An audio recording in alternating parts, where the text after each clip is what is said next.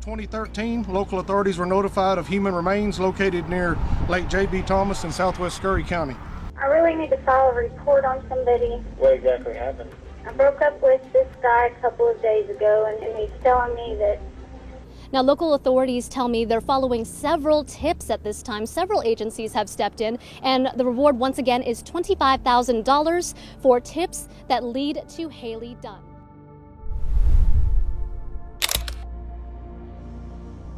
"13-year-old Hailey Dunn came from the small town of Colorado City in Texas. With a population of just under 4,000 people, the area Hailey was from had a particularly tight community. Hailey was described by her dad Clint as a tomboy that loved glittery and pretty things. Her mom, Billie Jean Dunn, says she always remembers her laugh, big smile, and how funny she was. She was a bright and energetic teenager. Hailey's friends said she loved to joke around and she was never afraid to speak her mind. She was a cheerleader, a saxophone player, and a competitive and talented athlete, loving school, her friends, and her teachers. By the time she reached the 8th grade, she was playing for the volleyball, basketball, and softball teams.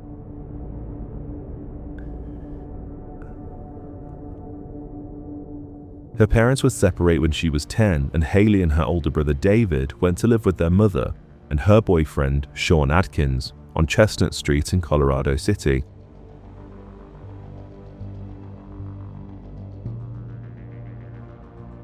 Hailey and her dad Clint were especially close. Clint lived just across the road from them, and Hailey would swing by his house every day, whether it be just popping in to say hi before school or staying over for dinner. She never missed an opportunity to spend time with him.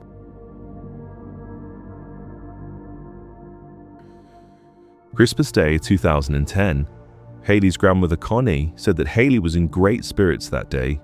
She was excited about the gifts she had received that year, especially her new iPod, and spent most of Christmas and Boxing Day with her father. During the evening on Boxing Day, David, Hailey's 16-year-old brother, went to a friend's house for a sleepover. Hailey stayed at home and played video games into the night. The following morning, December 27th, Sean left for work at 5:30 a.m. Billie Jean also left about an hour later to start a 12-hour shift. She said she checked in on Hailey, who was sound asleep in her bed. Everything appeared to be fine. Billie said that Hailey would be home alone all day, as she and Sean would be out at work, and she assumed that when Hailey got up, she would simply head over to her dad's house as she normally would. Billie also left her cell phone at home so the children could use it if they needed to. Sean arrived at his job in Snyder at around 6 a.m. He then said he got into a bad fight with his boss 10 minutes after he arrived and ended up quitting on the spot, before heading to his mother's house in Big Spring, and then driving back to Colorado City just before 3 p.m. Hailey's father Clint was used to seeing his daughter every day, but on December 27th, Hailey didn't knock his door, and he didn't hear from her all day. At around 2 o'clock that afternoon, a text was sent from the cell phone left at the house to a friend of Hailey's saying, "WYD, what you doing?" This friend never replied. Later that evening, Sean picked Billie up from work. Billie said that when she got home, she realized Hailey wasn't in the house.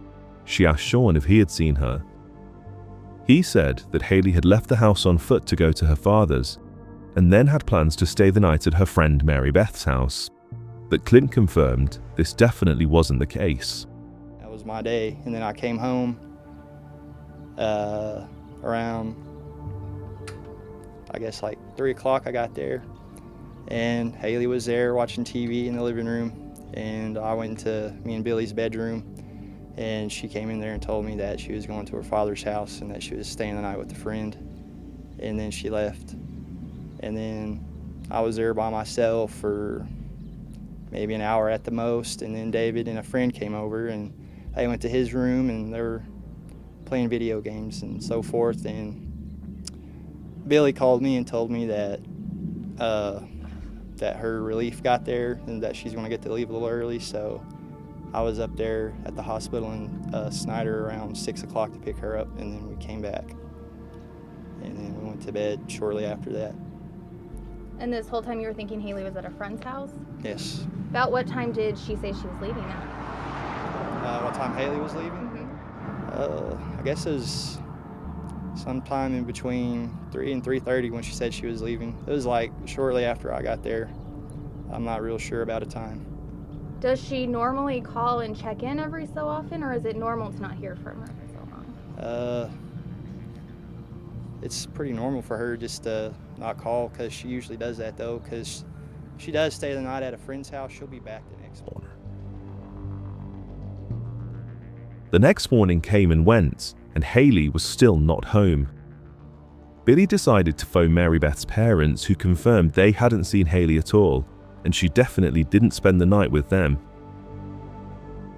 Nothing was missing from Hailey's room, and certain things everyone would have expected her to take if she was staying at someone's house were all still there. Billy started going door to door, asking everyone if they had seen her daughter, but no one had. Billy said she was scared that maybe someone had driven past and snatched her while she was walking to a store, and she even wondered if maybe Hailey had been in a bad mood, which resulted in her storming out of the house that day.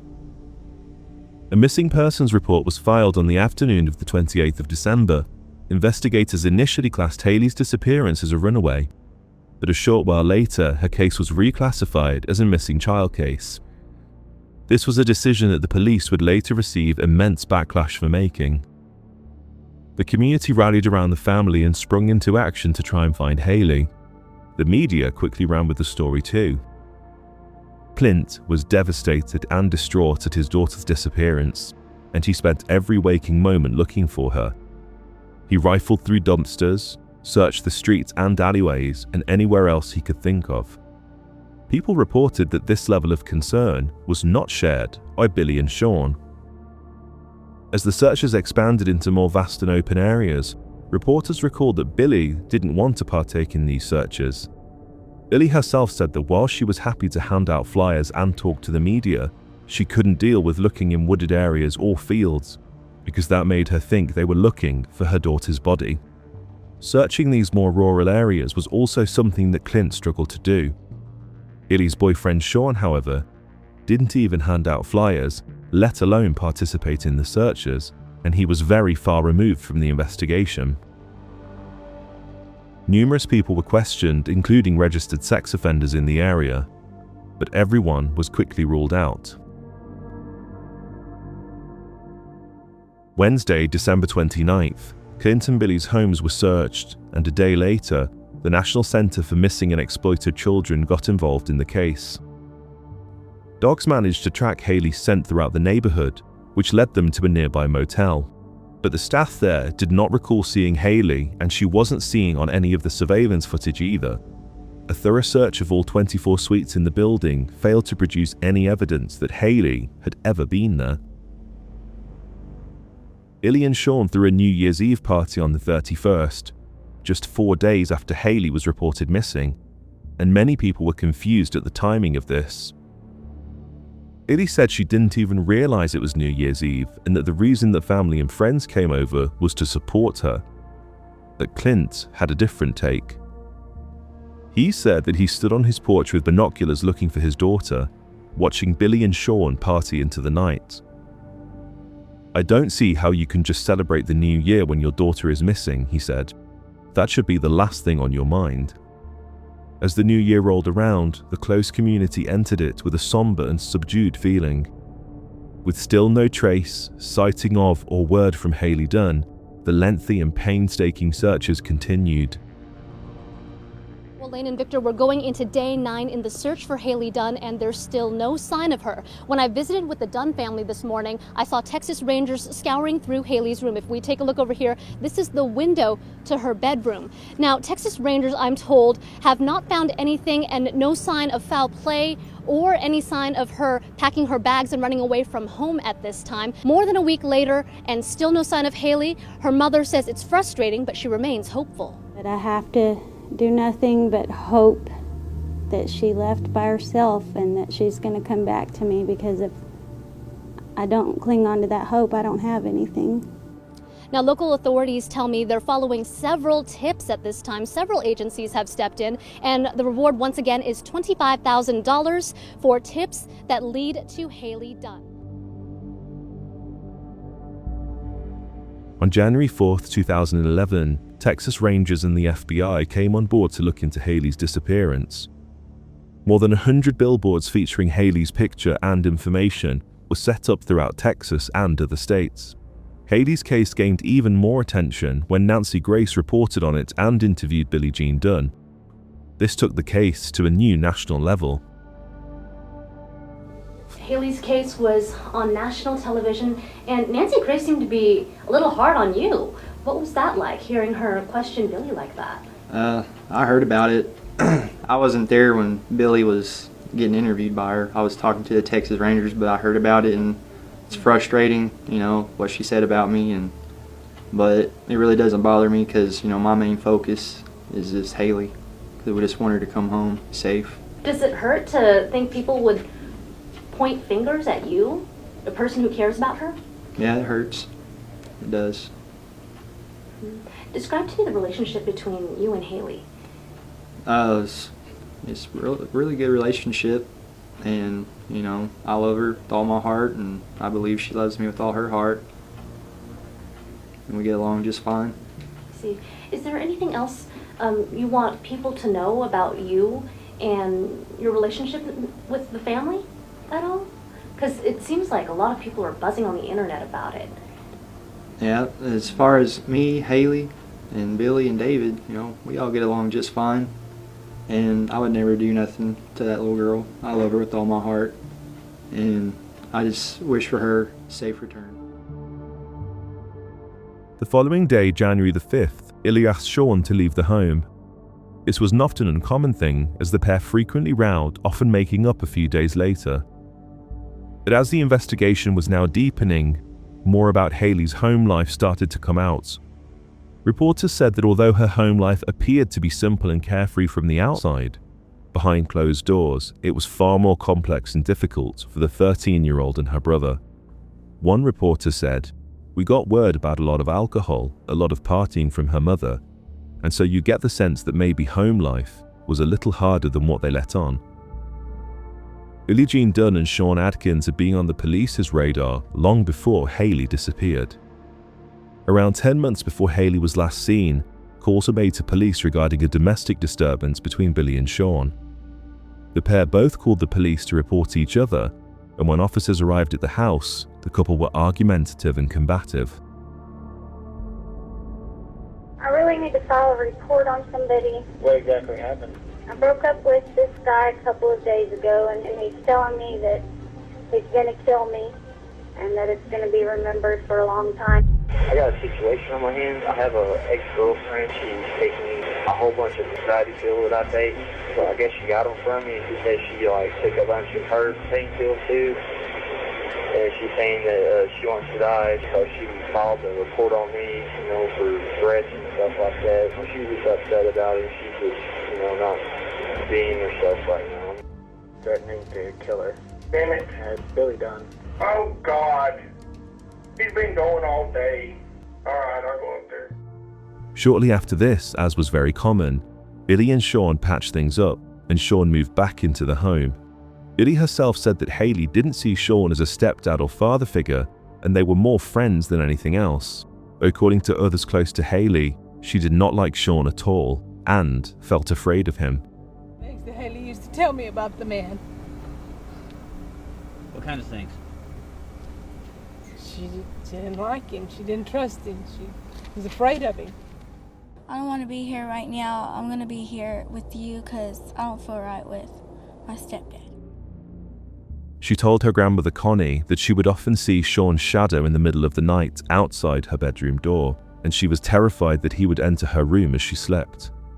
Detectives asked Billie and Sean to undertake polygraph tests. They both had to retake the tests due to being under the influence of narcotics at the time of the first one. But Billie said this was simply an anti-anxiety medication that had been prescribed to her by her doctor. Sean Adkins walked out of the test at least twice, and on the third attempt he only completed stage 1.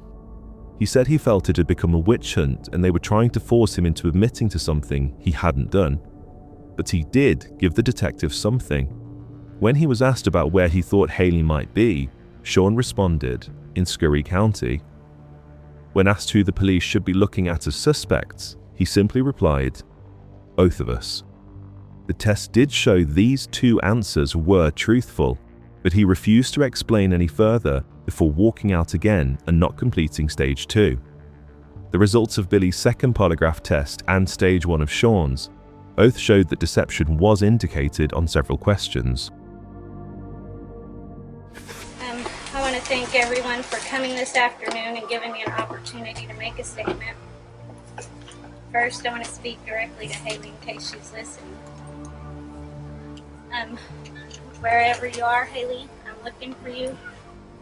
Hundreds of people are looking for you. We all want you home safe. I just want to see and touch your beautiful face. I really love you. I desperately need you home. And there's not a minute goes by I'm not praying for you or crying wishing you were in my living room.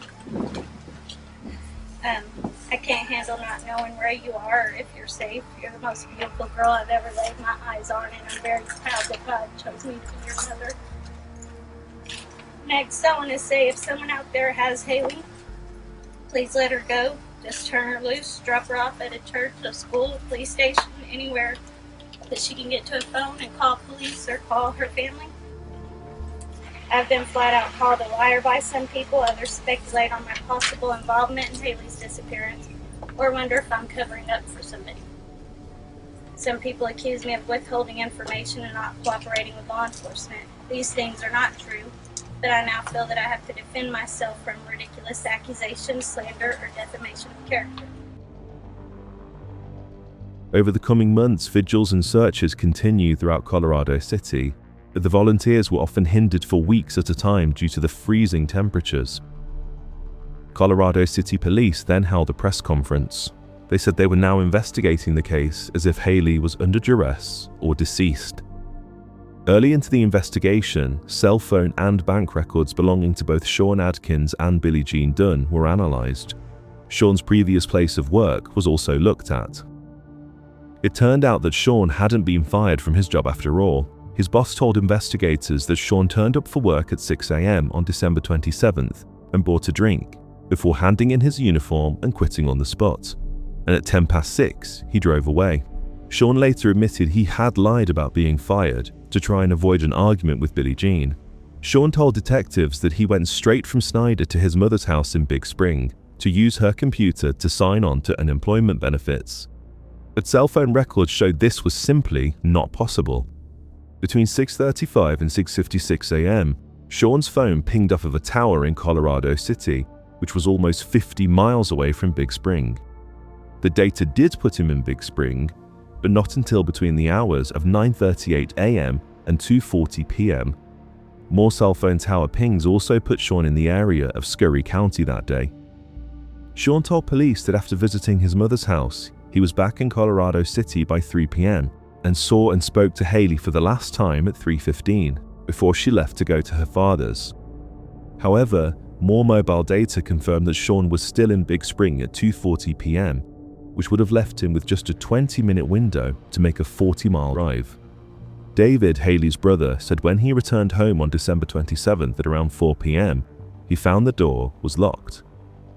After knocking for a while to try and get in, he managed to enter the home through a window. David found Sean standing in the hallway, looking like a deer in headlights. In an affidavit, Hailey's uncle recalled a conversation he had had with Sean regarding her disappearance. Her uncle said he couldn't believe anyone would ever want to hurt a child. Sean replied, "It's like killing a deer."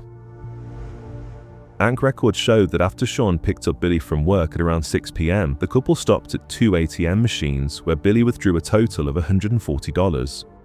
Billie originally told the police that the money was withdrawn to buy groceries and gas, but investigators later realized the pair used the money to buy narcotics. Concerned that Sean and Billy were potentially using narcotics inside the family home around children, detectives wanted to take a much closer look inside the house. Following this, detectives found that Billy and Sean had printed hundreds of articles found online, all of which profiled and talked about serial killers, sexual sadism, and family member murders. But Billy said this was just something they were interested in, and that plenty of people were into true crime.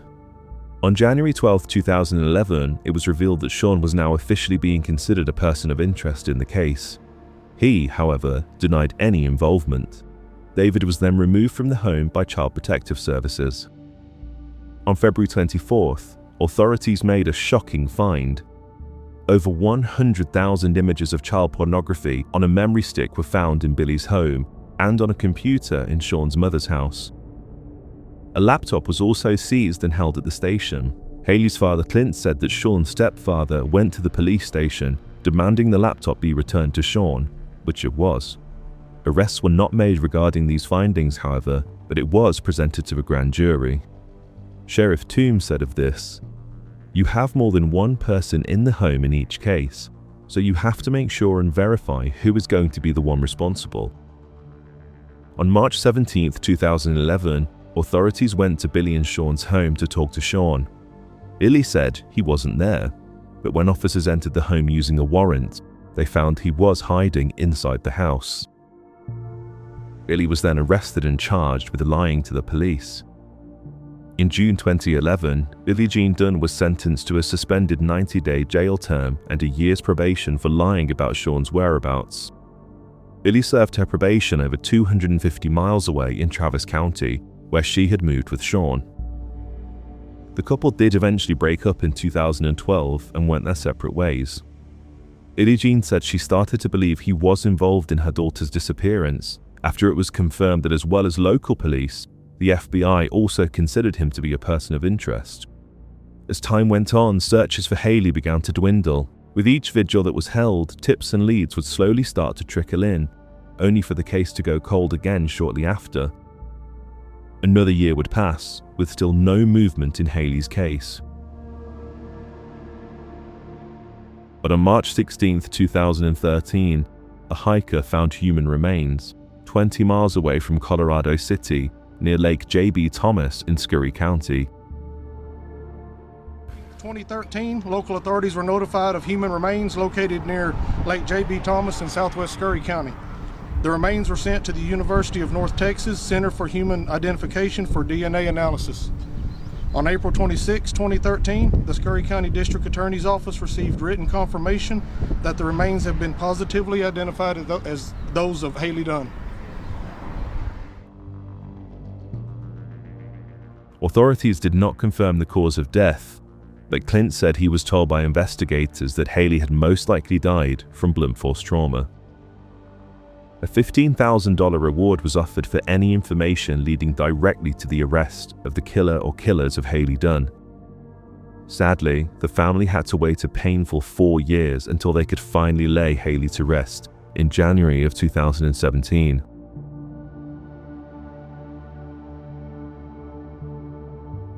Texas mother, desperate to find her daughter's killer, is speaking out. It was 6 years ago when 13-year-old Hailey Dunn went missing after leaving her father's home in Colorado City, that's west of Abilene. Her remains were found 3 years later, but her killer remains at large. Her mother, who is from Austin, says she has hope justice will be served. I still want to believe every time you tell me that there's going to be an arrest soon. I keep that faith. In 2018, Clint Dunn told the media he believed his daughter was attacked, either by Sean himself or by his ex-wife Billie Jean Dunn, while Sean assisted. They're both involved, he said. That's not even up for discussion anymore. Clint was constantly in touch with the police, begging them to make an arrest in his daughter's case, but the investigating team still needed more. I've been staying out of the way of law enforcement all this time. I thought I was doing the best thing by not coming down on law enforcement, and it's been too many years of no action. Nothing's been done, so I'm tired of waiting. I had the investigator over the case right now out of Scurry County. He told me one time, he said he doesn't care if it takes 20 years to do this. And I do care if it takes 20 years. I don't want the person that hurt my kid that doesn't need to walk the street for 20 years.